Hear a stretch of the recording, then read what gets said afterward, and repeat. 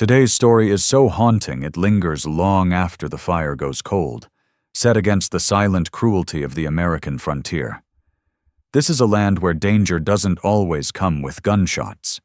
Sometimes it arrives quietly, carried by snow and desperation.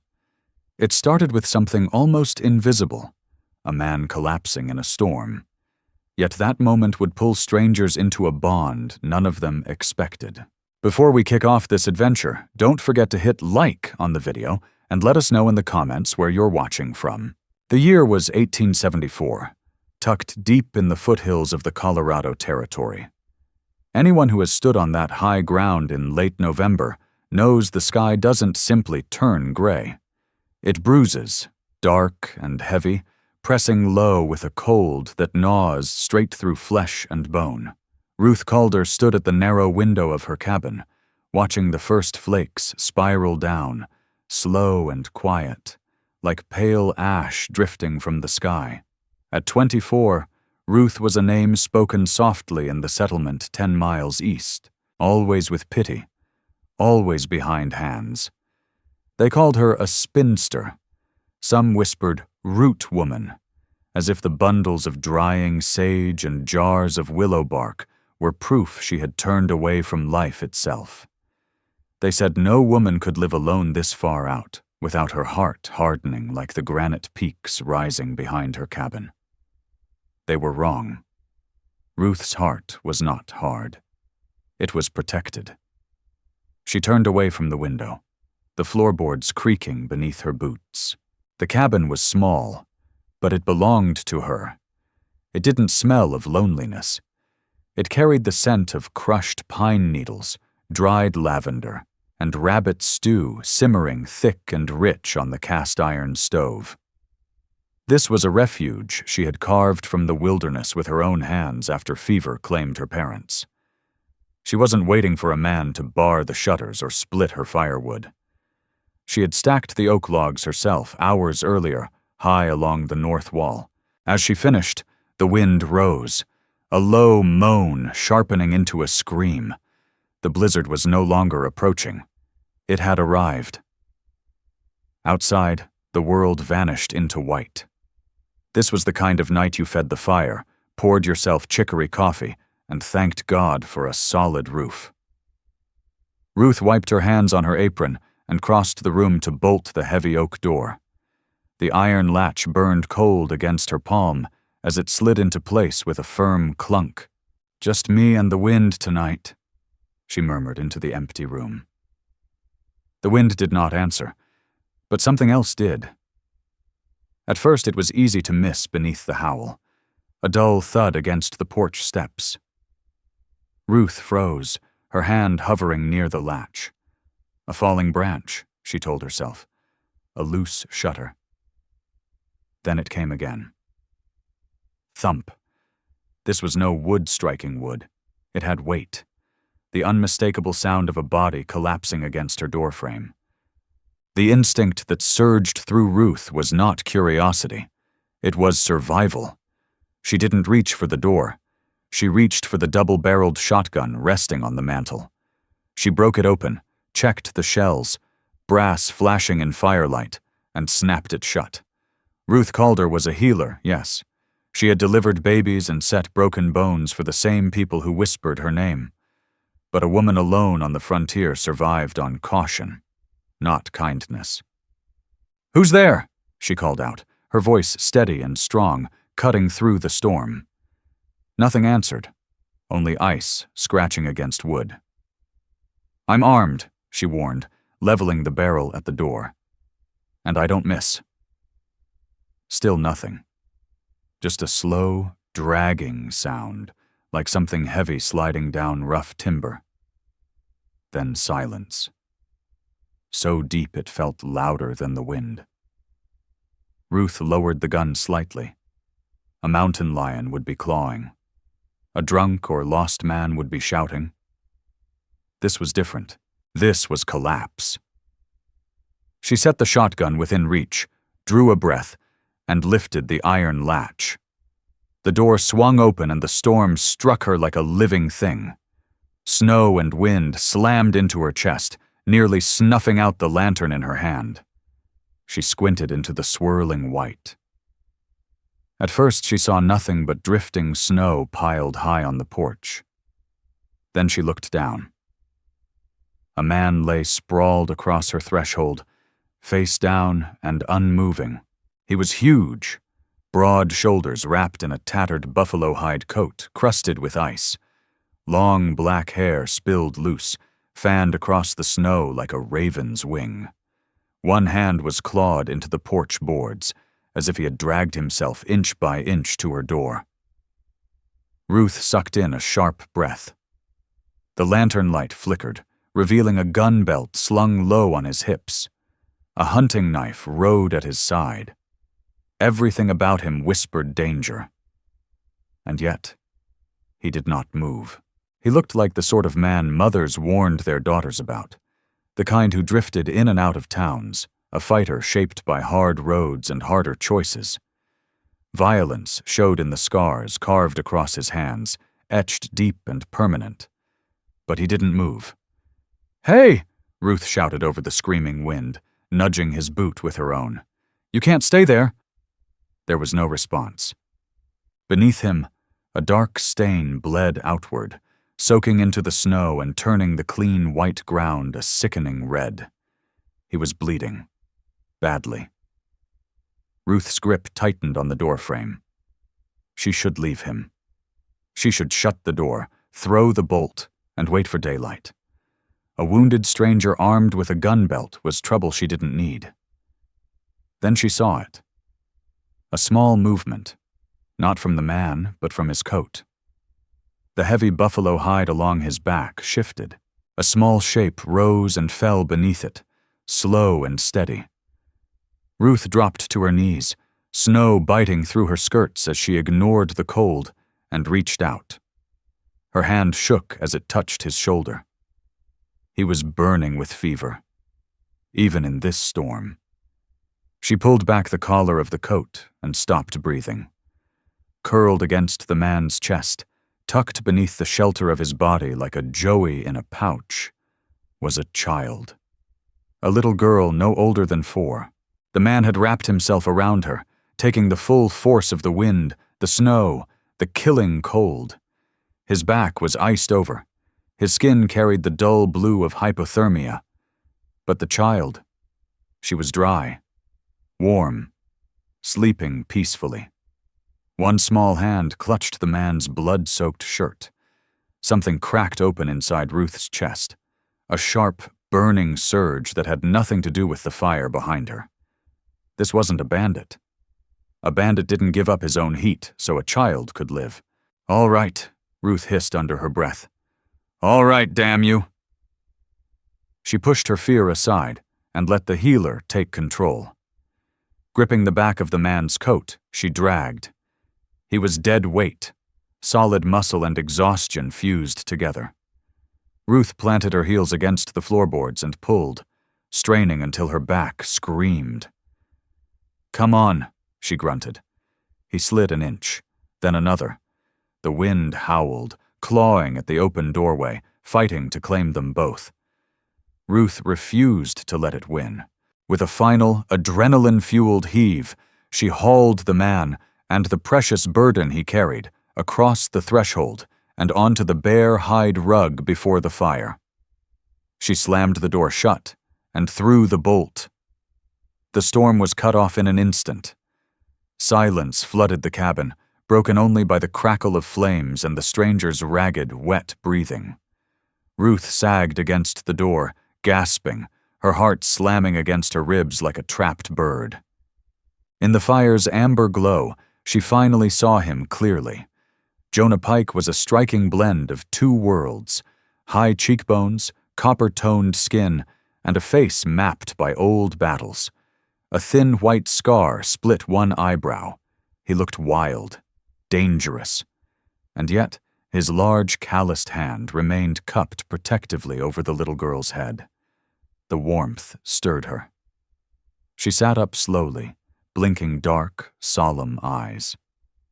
She didn't cry. She didn't scream. She looked first at the unconscious man, then at Ruth. Her dress was frayed but clean, her hair tangled from travel. She studied Ruth for a long moment, then turned back to the man and laid her small hand against his bearded cheek. "Papa," she whispered. The word was barely sound. Jonah didn't move. Ruth pushed herself upright. Tonight she wasn't a spinster. She wasn't the lonely root woman the town whispered about. She was the only thing standing between these two and the grave. She knelt and checked Jonah's pulse. Thin, weak. Then she saw the wound, a dark, soaked patch at his side, just above the hip. A gunshot. Old, reopened, infected. He had walked miles on a bullet wound, carried a child through a blizzard while bleeding out. Ruth looked at his face. Really looked. This man, whose name she didn't yet know, had walked straight through death to bring this child to her door. She reached for her scissors and a basin of water. "You're not dying in my house," she whispered, voice low and fierce. "I won't allow it." Outside, the storm buried the world in white. Inside, the fire snapped and threw long shadows across the walls. And for the first time in 10 years, Ruth Calder was not alone. The storm had delivered her a wolf, but the wolf had carried a lamb, and God help anyone who tried to take either of them from her. Morning did not bring relief. The sun never truly rose. The darkness simply shifted into a swirling gray purgatory as wind battered the logs and snow sealed the windows tight. For 3 days, the world ceased to exist. No town, no gossip, no past, no future, only fire, the scent of drying wool, and the shallow breathing of a stranger lying on her rug. Ruth had lived with silence for a decade, but this silence was different. It was heavy. Loaded. The quiet presence of a man she did not yet know, whose life now rested in her hands. The first task was the hardest one, keeping him alive. Before she could do that, Ruth Calder had to make sure the little girl was safe. Mirelle lay tucked behind the curtain, asleep in Ruth's own narrow bed, bundled deep beneath quilts. Only then did Ruth kneel beside Jonah Pike. Firelight flickered across his unconscious body. He was shaking, not lightly, but with deep, bone-rattling tremors that warned of fever taking hold. Ruth fetched a basin of warm water and a bar of lye soap, setting them near the hearth. Her hands, usually steady when hemming cloth or dressing a deer, faltered just slightly as she reached for the buttons of his shirt. It wasn't modesty that slowed her. It was his size. Even in sleep, Jonah radiated raw, coiled strength. She unbuttoned the fabric stiff with blood and peeled it back. Ruth sucked in a sharp breath. The gunshot wound at his hip was angry and inflamed, red and swollen. But it was the rest of him that made her chest ache. As she dipped the cloth into the water and wiped away the trail's grime, she read the story written across his skin. Thin white scars traced old knife fights. A jagged ridge crossed one shoulder, likely left by a fall or a horse's hoof. And then there were the marks on his back, faint, crossing welts from a whip, old scars, possibly from childhood, the kind that spoke of punishment for being too much of one thing, or not enough of another. Half Apache, half white, it seemed both worlds had taken turns carving their hatred into him. She washed him with a reverence she hadn't expected to feel. The water in the basin turned pink, then darker. Mud came away from his chest. Dried blood loosened from his neck. Beneath her hands, the tension in his muscles slowly eased, fever heat radiating against her cool palms. She wasn't only cleaning dirt from his skin, she was stripping away the judgment the world had laid on him. Here, in her cabin, with his weapons set aside and his coat removed, Jonah Pike was not a savage. He wasn't a criminal. He was simply a man, wounded, worn, and battered from carrying too much for too long. She dressed the wound with a poultice of arrowroot and honey, binding it tight with clean linen strips. When she finished, she brushed damp black hair from his forehead. His skin burned, but his breathing had steadied. He was fighting, and Ruth knew, from the stubborn set of his jaw, that he was a man who rarely lost. He woke on the second day. Ruth was standing at the stove, stirring a pot of corn mush, when she heard the sudden scrape of boots on the floorboards. She spun around. Jonah was upright. Barely. He swayed, face pale beneath the dark stubble of his beard, but he was on his feet. His eyes were wide, fever-bright, wild with panic. He looked like a wolf that had woken in a trap, his hand shot to his hip, grasping for a gun that wasn't there. "Where is she?" he rasped, his voice raw as broken glass. "Where's the girl?" He staggered toward the door, eyes darting around the room. He didn't see Ruth. He saw confinement. He snatched his heavy coat from the hook, movements sharp and uncoordinated. "You need to sit down," Ruth said calmly, firmly, like she might speak to a spooked horse. "You'll tear your stitches." He didn't hear her. Instinct ruled him now. "I have to leave," he muttered. "They're coming. I have to—" Pain buckled him mid-step. He groaned, clutching his side, grabbing the table to keep from falling. He sucked in harsh breaths through his nose. "Where is the girl?" "She's asleep," Ruth said. She stepped between him and the door. This time she didn't hold a weapon. She held a ladle, but she carried it with quiet authority. But she carried it with the calm authority of a commander who expected obedience. "She's safe," Ruth said evenly, "and you're not going anywhere." Jonah looked at her then. Really looked at her. His eyes narrowed as if reassessing a threat he hadn't anticipated. He saw a woman in a plain calico dress, hair pulled tight into a severe bun, barely 5 feet tall, standing squarely in front of his 6 feet of unsteady muscle. "Move," he growled. "I bring danger, woman."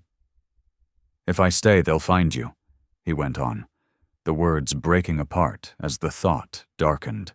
"And if they find you—" He didn't finish. He tried to push past her. Ruth did not move. She pressed her palm flat against his uninjured chest. The contact jolted them both, his heat against her cool skin. Solid. Real. "Listen to me," she said, her voice dropping lower, slower, steel wrapped in velvet. "Look outside." Jonah blinked, startled by her use of his name. He turned his head toward the window. Snow filled it completely. A solid white curtain. No trail. No horizon. "There is no road," Ruth said. "The pass is blocked. If you step outside right now, you won't make it 100 yards. You'll freeze." She held his gaze. "And when you freeze, who watches over her?" The question hung between them, sharp and inescapable. Jonah went still. His chest rose hard against her hand. His eyes drifted toward the curtained bed where Mirelle slept, hidden and warm. The fight drained out of him all at once, replaced by crushing exhaustion. He wasn't afraid of dying. He was afraid of failing the child. "You die out there," Ruth whispered, locking eyes with him. "And she dies too. Is that what you want?" Jonah closed his eyes. His hand, white-knuckled on the table's edge, slowly relaxed. A long, shuddering breath left him. "No," he said quietly. "Good," Ruth replied. She stepped back and nodded toward the chair by the fire. "Then sit down. The stew's almost ready." He hesitated, a warrior measuring surrender. Then, with a careful limp, he crossed the room and lowered himself into the chair. He didn't thank her. He only watched her. Dark eyes following every movement she made around the kitchen, filled with equal parts suspicion and wonder. She was the first thing in a long time he couldn't intimidate, and couldn't outrun. By the third day, the cabin had changed. The storm still roared outside, pressing silence against the walls. Inside, the air had softened. Fear no longer cut sharp. It dulled into something quieter, almost domestic. They were sealed inside a snow globe, a small world of 3. Ruth worked at the kitchen table while Jonah sat near the hearth. The fever had broken overnight, leaving him weak but clear-headed. He was no longer feral. He was watchful, quiet, and unexpectedly gentle. Mirelle, who had not spoken since arriving, sat on the rug at his feet. She played with a string of dried berries Ruth had given her, fingers busy and careful. Jonah reached for a piece of firewood. He drew the hunting knife from his belt, the same knife Ruth had seen him grab in panic before. Her muscles tensed. Then she watched. His hands, large, scarred, powerful, moved with surprising delicacy. He wasn't shaping a weapon. He shaved thin curls of pine, ribbons peeling away under steady pressure. Fresh sap scented the air, mixing with wood smoke.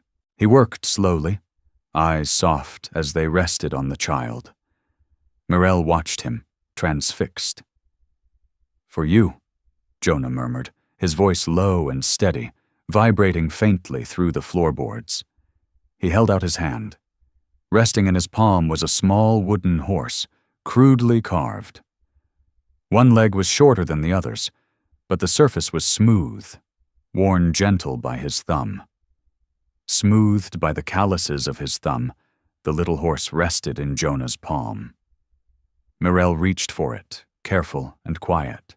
A faint shadow of a smile touched her mouth as she took it, pressing the wooden figure against her cheek. Something tightened in Ruth Calder's throat. She turned her attention back to the stew, blinking fast as sudden tears threatened to spill. For 10 years, she had convinced herself she didn't need this, the noise of other lives, the weight of family. She had told herself solitude was peace.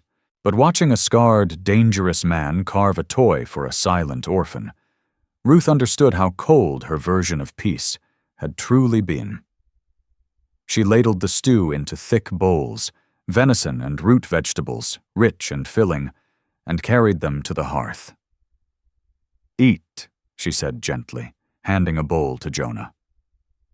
Their fingers brushed. It was nothing, and it was everything. A brief spark jumped between them, sharp enough to travel up her arm. Jonah didn't pull away at once. He looked up at her, and for the first time, his eyes weren't guarded. They were simply grateful. "Thank you," he said.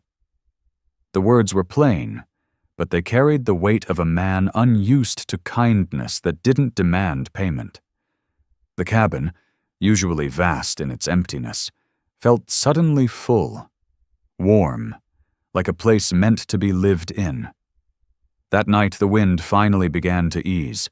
The howl faded to a whisper, leaving behind a silence that felt almost expectant. Mirelle slept in the bed behind the curtain while Jonah and Ruth sat in 2 rocking chairs near the dying fire, embers glowing a deep, pulsing orange. The quiet, loosened truths held tight for days. "You're not a kidnapper," Ruth said. It wasn't a question. She kept her eyes on her knitting, needles clicking softly. Jonah stared into the fire for a long moment before answering. "The papers say I am," he said at last. "Papers lie," Ruth replied. "Men lie. Scars don't." She looked up at him then. "You carry that child like she's made of glass. A man who steals children for profit doesn't shield them with his own body in a blizzard." Jonah exhaled, a deep, weary sound drawn from somewhere far below the surface. He leaned forward, elbows on his knees, hands clasped. "Her name is Mirelle," he said quietly. "Her mother was Apache. Her father was a soldier. They're both dead." His jaw tightened. Vance Coro, the Indian agent assigned to protect the orphans, was selling them. Not to families, to labor camps, to men who wanted servants, or worse. Ruth's needles stopped. The fire cracked sharply in the hush. "I went to the agency looking for my sister's boy," Jonah continued, his voice stripped of emotion, which made it worse. "Tobin was already gone. Sold south." He looked down at his hands, turning them as if surprised they were clean. "But I saw Morel. She was next. They had her tied to a chair in the back room because she wouldn't stop crying." He swallowed. "I didn't plan it. I just couldn't leave her. I took her."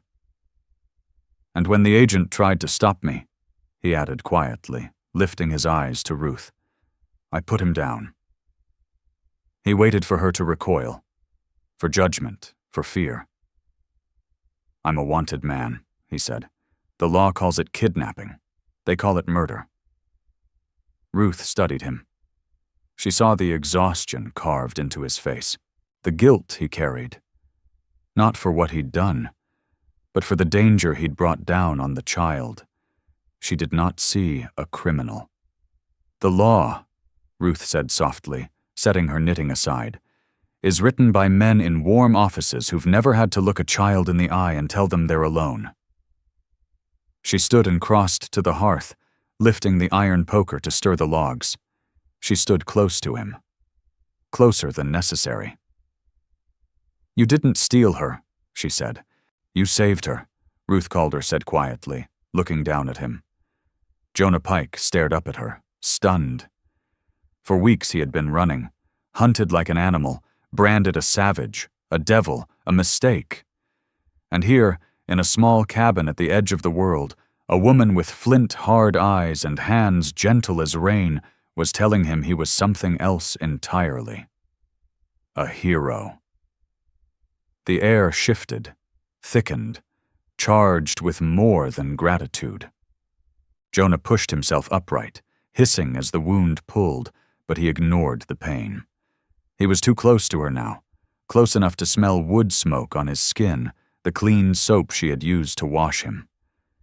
He searched her face, dark eyes scanning for fear, for the flinch. He didn't find it. "You should be afraid of me," he whispered. "I've been alone in these mountains for 10 years. Ruth answered without stepping back, her voice steady despite the frantic pounding of her heart. "I know the difference between a predator and a protector." Jonah lifted his hand, hesitating in the air. Then, slowly, carefully, he brushed a loose strand of hair from her temple. His thumb grazed her skin, rough and warm.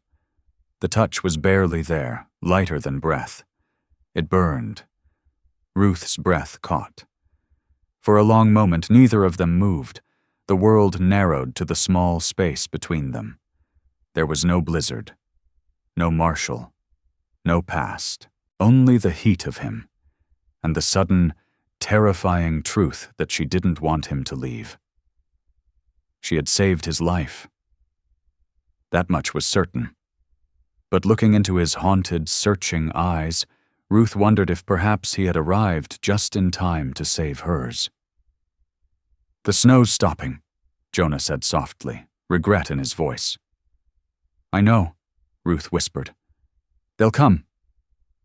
She glanced at his hand, still lingering near her face, then stepped back, breaking the spell before it could pull them both under. "Get some sleep, Jonah," she said, her voice trembling just slightly. "Tomorrow we figure out how to keep you both alive."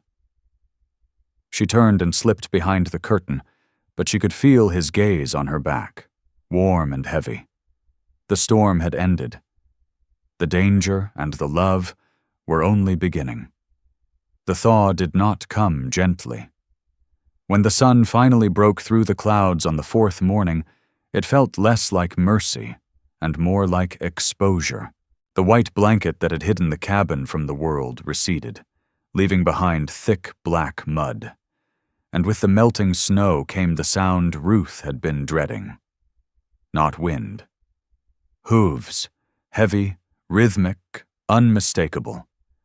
Ruth was in the barn, milking the goat, when she heard them. The sound carried far in the thin mountain air, metal bits clinking, leather creaking, low voices of men who rode as if the land belonged to them. She froze, her hand resting against the animal's warm flank. She didn't need to look through the slats to know who it was. Their sanctuary shattered like glass. Above her, in the loft, Jonah had been mending a tear in his coat. He heard it too. The rustle of straw stopped at once. Ruth looked up through the gaps in the boards and saw his shadow move. Not with the panic of prey, but with the controlled silence of a hunter.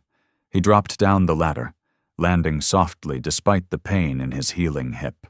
Mirelle was already in his arms. The little girl didn't cry. She had learned a stillness no child should ever know. "They're here," Jonah Pike whispered, his voice barely sound. His eyes hardened, dark as flint. He pressed Mirelle into the deepest corner of the hay manger, wrapped her in a thick wool blanket, then buried her beneath loose straw. "Stay," he breathed. He turned back toward Ruth. "Go to the house. Tell them nothing." His hand brushed the handle of his knife.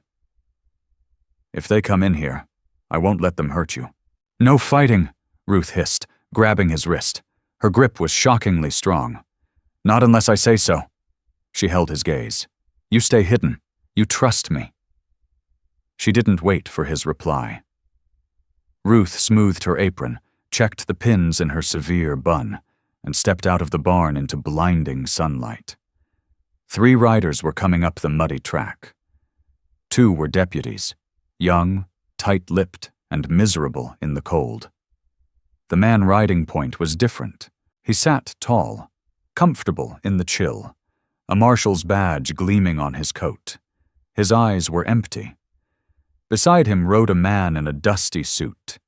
The agent, Vance Coro, sharp-featured, hungry-looking. They reined in just as Ruth stepped onto the porch. She didn't look frightened. She looked irritated. "Morning," she said flatly. Silas Dorn didn't tip his hat. "We're tracking a fugitive, Apache breed, dangerous, traveling with a stolen child." Coro leaned forward, voice slick. "Savage killed a man at the agency. We followed his tracks to the pass before the snow buried them. He's in this valley." Ruth stood above them on the porch, drawing on every ounce of the spinster persona the town had assigned her. She straightened, spine rigid as a lodgepole pine, her face set in pious annoyance. "The only things in this valley for 3 days," she said sharply, "have been snow, wind, and the Almighty's own fury." Her eyes flicked over them. "And now, apparently, you 3. I preferred the wind." Silas Dorn narrowed his eyes and swung down from his horse, boots squelching in the mud. He climbed the steps, looming over her. "We need to search the property, ma'am, for your safety." "My safety?" Ruth gave a dry, humorless laugh.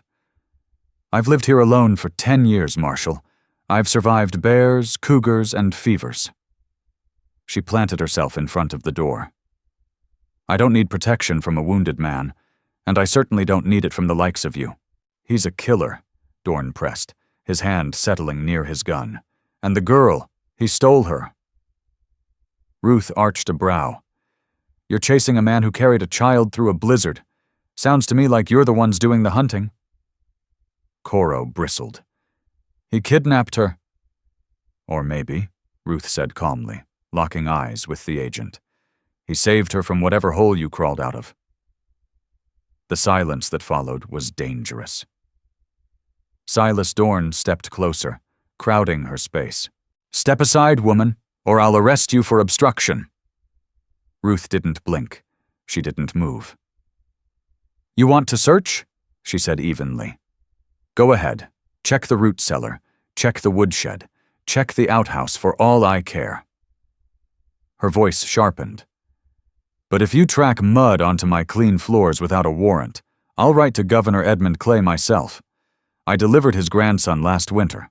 It was a lie. She had delivered the governor's niece's baby, but it was spoken with such icy certainty that Dorn hesitated. He searched her face for deception. He found only iron. "Check the barn," Silas Dorn barked to his deputies. Ruth Calder's heart slammed so hard it hurt, but her face stayed carved from stone. She watched Beck Rollins and Ira Maddox slog through the mud toward the barn. "Please," she prayed silently. "Please. Stay quiet." The barn doors were kicked open. Ruth heard hay shift, wood creak. A pitchfork stabbed into a mound of straw. She stopped breathing. If Mirelle cried out, if Jonah Pike moved. Nothing. "Nothing here, boss," one deputy shouted. "Just a goat and a bad-tempered mule." Silas Dorn stared at Ruth a moment longer. "If you see him," he warned, voice low and cold, "you don't help him. You put a bullet in him. He's an animal." Ruth's eyes hardened. "The only savage thing I've seen today, Marshal," she said softly, "is your manners." Dorn spat into the mud near her boots, swung back into his saddle, and turned his horse. "Move out. He probably froze in the pass." Ruth remained on the porch, unmoving, until the riders shrank to specks on the horizon. Only then did her knees give way. She grabbed the railing, gasping, shaking so hard her teeth chattered. She had done it. She had lied to the law, and she felt no guilt. She didn't go inside. She ran for the barn. "Jonah," she whispered into the dimness. He dropped from the loft, straw clinging to his dark hair. He didn't look at her. He moved with frantic purpose, yanking the saddle down and throwing it over the bay mare's back. "You have to leave," he said, not to her, but to the truth hanging in the air. "They'll be back. Men like that smell a lie. They circle." "I know," Ruth said. "I'm leaving now." "No," Jonah snapped, tightening the cinch with sharp, angry pulls. "I'll take the high ridge. Draw them off. They want me." He reached for his bedroll. Ruth stepped in front of him. "And go where?" she demanded. "The pass is blocked. You have no food. You have a 4-year-old child and a hip barely holding together." "I won't let them burn your home because of me," Jonah shouted. It was the first time he raised his voice. "You have a life here. You have safety." "Safety?" Ruth laughed, but it broke like a sob. "Is that what you call this? Sitting alone in a cabin watching seasons pass? Waiting to die without ever having lived?" She grabbed his shoulders. He was shaking, from fear, from rage, from the burden of trying to be honorable. "I watched those men today," Ruth said, her voice trembling, then steadying. "I looked at them, and then I thought of you." She met his tortured gaze. "I thought about how you carved that horse, about how you wrapped yourself around Mirelle in the storm. They call you a savage, Jonah," she said quietly, "but you're the most decent man I've ever known." Jonah went still. The fight drained out of him, leaving him raw and exposed. "I'm not staying here," Ruth said. The decision hadn't come from thought. It came from blood. "If you leave," she said, "you take me with you." "Ruth, no," Jonah pleaded. "It's a hard life, a running life." She didn't let go. "You don't understand what you're asking," Jonah Pike said. "I understand exactly," Ruth Calder cut in. She turned and pointed toward the far corner of the barn. "My wagon is solid, iron-rimmed wheels, and I know the hidden trail through Painted Canyon. My father showed it to me before he died. No marshal knows it." She faced him again, eyes burning. "I can get us through, but only if we go together." Jonah stared at her, at the woman who had stitched his flesh, fed his hunger, and now stood ready to abandon the only world she had known just to stand beside him. In that moment, he understood something vital. He couldn't stop her. She wasn't a flower to be guarded behind fences. She was the storm. "You'd give up everything," he whispered, "for a wanted man and an orphan?" Ruth reached out and took his hand, fingers threading through his. Rough skin met rough skin, an unspoken vow. "I'm not giving anything up," she said quietly. "I'm finally claiming something." She squeezed his hand. "Hitch the team, Jonah. We leave at dusk." Jonah looked at their joined hands, then lifted his gaze to the horizon where the sun was sinking, staining the sky with bruised reds and purples. He nodded once. At dusk. In that moment, the spinster and the fugitive ceased to exist. In their place stood a family, tempered by fire and snow, ready to run straight into the wild. Dusk didn't drift in that night. It collapsed over the mountains like a heavy curtain. The air thickened with the smell of wet earth and pine resin. As Ruth guided the wagon away from the only home she had known for 10 years, she didn't look back. She couldn't. If she did, she'd remember the jars of preserves on the shelf, the quilt her grandmother had stitched. Instead, she fixed her eyes on the narrow, twisting trail ahead, where moonlight barely brushed the treetops. Jonah rode ahead on the bay mare, scouting the way, his silhouette cutting sharp against the stars. Every few minutes, he circled back, face grim but steady. "The mud's deep," he warned, leaning down from the saddle. "But the tracks are washing away. We just need the ridge before dawn." "I know this route," Ruth said, tightening her grip on the leather reins. "Trust the mules. They know this ground better than we do." The journey became a brutal test of faith. The trail Ruth had promised was barely a scar along the mountainside, an old game path once used by elk and desperate men. To the left rose a sheer wall of granite. To the right, nothing but darkness, where the swollen river roared like a warning far below. The only sounds were the creak of wagon wheels, the labored breathing of the animals, and the wind ripping through the canyon. Mirelle slept in the back, wrapped in blankets, unaware that her life balanced on the width of a wheel rim. Then the mountain challenged them. They reached a bend known as Devil's Elbow. Here, the trail narrowed. Recent storms had eaten away the earth, leaving a slick gap of mud and loose shale stretching nearly 10 feet.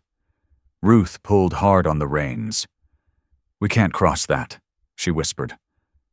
Jonah dismounted.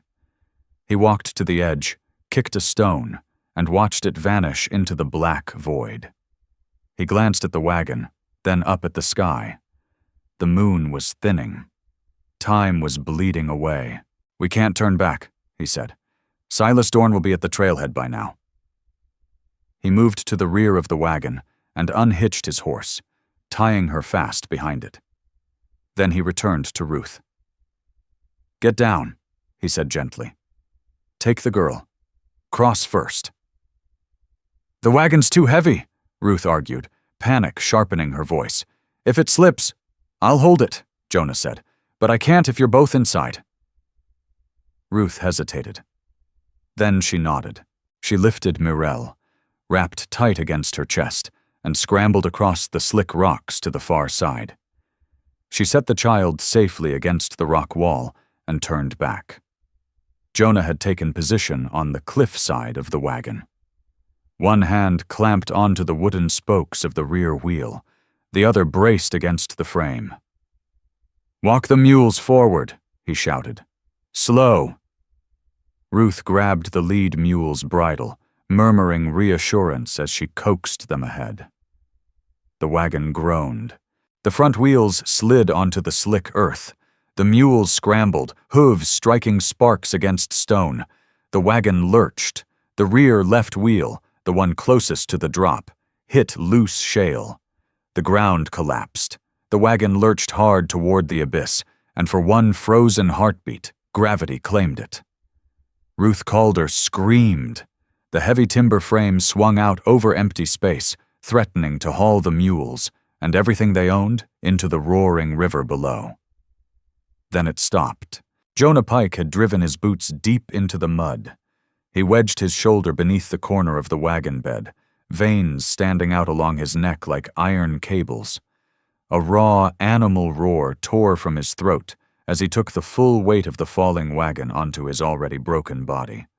His boots slid inches closer to the edge.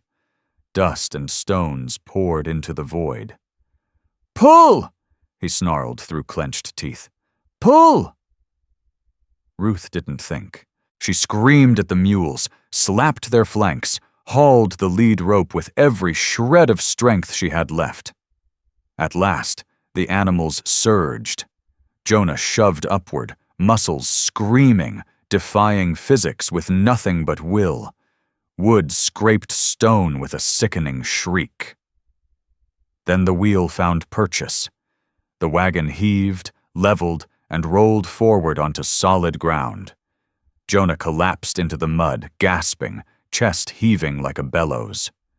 Ruth dropped the reins and ran to him. She fell to her knees, hands flying over him, checking for blood, for breaks. "Jonah," he looked up at her, sweat cutting paths through the grime on his face. He was shaking, but he was smiling, a wild, reckless, beautiful grin. "We made it," he rasped. Ruth didn't answer.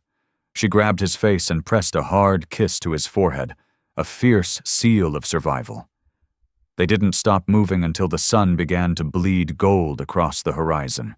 The trail widened, leading them down from the high, frozen peaks into a hidden valley forgotten by the rest of the world. When daylight fully broke, the sight stole Ruth's breath. Towering red rock spires rose like cathedral walls, guarding a valley thick with green pines and a winding ribbon of silver water. It was a place of harsh, stunning beauty, a place where a marshal's badge meant nothing, and the wind carried ancient whispers. Jonah halted the wagon near the creek. The silence here was different. Not the hollow quiet of Ruth's old cabin, but something peaceful, sacred. Ruth climbed down, legs stiff, and lifted Mirelle from the wagon. The little girl rubbed her eyes, stared at the towering red stone, and gasped. "Painted," she whispered. "Yes," Jonah said, stepping beside them. "Painted canyon. My mother's people wintered here. No white man's map marks this place." He turned to Ruth. The adrenaline had drained away, leaving something raw and clear behind. They were filthy, exhausted. Nearly everything they owned was gone.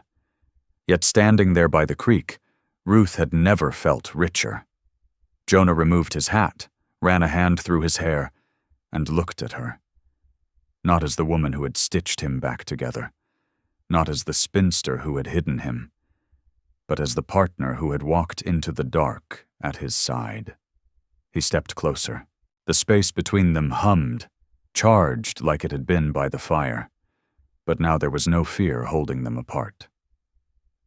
"You gave up your home," he said quietly, guilt still shadowing his eyes. Ruth shook her head. She took his hand, the hand that had held up the wagon, the hand that had carved a toy. "I didn't give up my home, Jonah," she said. "I left a house. There's a difference." Jonah swallowed. He looked at their joined hands, then at Mirelle, who was already chasing a butterfly near the water's edge. He closed the distance and lifted his hand to Ruth's face, cupping her cheek. His thumb traced the line of her jaw with a reverence that made her knees weaken. "I've spent my whole life caught between two worlds," Jonah Pike whispered, his voice rough with feeling. "Too white for the Apache, too Apache for the white man. I've been running since I was a boy, trying to find a place where I didn't have to fight just to exist." He leaned his forehead against Ruth Calder's. "I never believed I'd find it," he breathed. "I never thought I'd belong anywhere, until I walked through your door." Ruth closed her eyes as tears slipped free, tracing clean lines through the dust on her cheeks. "You belong here," she whispered. With us. With us, Jonah repeated. The words settled between them like a promise. He kissed her then. Not the frantic kiss of survival she had imagined on the cliff, but something slower, deeper. It tasted of rain and sage and a future wide open before them. They stayed. They built a cabin near the creek, shaping red stone and pine into shelter. They planted a garden that grew wild and fierce under the mountain sun. The marshal never found them. Maybe the snow erased their tracks too well. Maybe the canyon itself chose to keep them hidden. Or maybe, in time, the world simply stopped looking for people who didn't want to be found. Years later, if a traveler were to wander into that forgotten valley, they wouldn't see a fugitive and a spinster. They would see a man teaching a young girl how to read deer sign in soft earth. They would see a woman grinding corn on the porch, laughing as the man leaned close to whisper something that made her smile.